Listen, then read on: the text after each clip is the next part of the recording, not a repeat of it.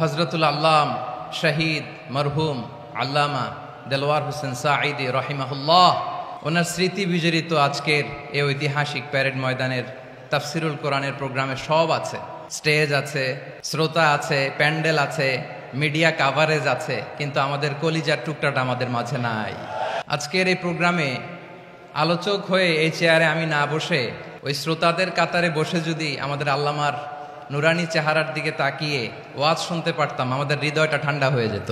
উনি শিরক বিদআতের আস্তানাকে তছনছ করে দিয়েছেন। এত প্রাঞ্জল ভাষা, এত চমৎকার আধুনিক প্রেজেন্টেশন, গণমানুষের কাছে কোরআনের তাফসিরকে এভাবে জনপ্রিয় করে তোলার মতো ব্যক্তিত্ব আল্লামা সাঈদী ছাড়া দ্বিতীয় কেউ এই বাংলার ভূখণ্ডে নাই।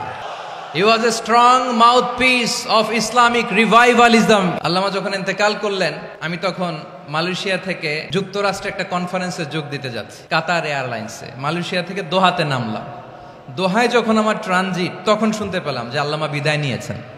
মাসুদ ভাইয়ের সাথে যখন কোলাকুলি করি, আমাদের শামীম ভাইয়ের সাথে যখন কোলাকুলি করি, মনে হচ্ছে আল্লামা সাঈদীর ঘ্রাণ পাই।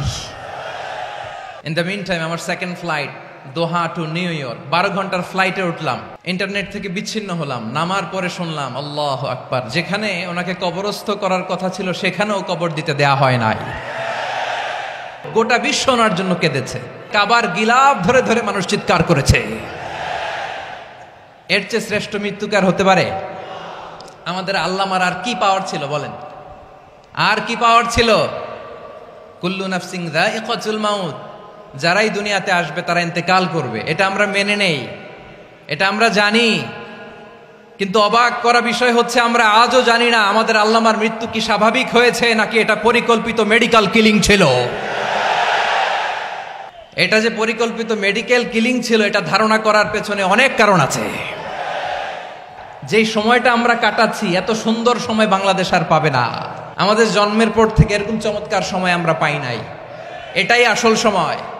আমরা ইন্টারিম গভর্নমেন্টের কাছে দাবি জানাই, উচ্চতর তদন্ত কমিটি করে এটা কি হত্যাকাণ্ড ছিল নাকি স্বাভাবিক মৃত্যু ছিল, এই রিপোর্ট গণমানুষের কাছে প্রচার করে জানাতে হবে। এই দাবির সাথে কি সবাই আপনারা একমত? কারা কারা একমত হাত তুলে দেখান।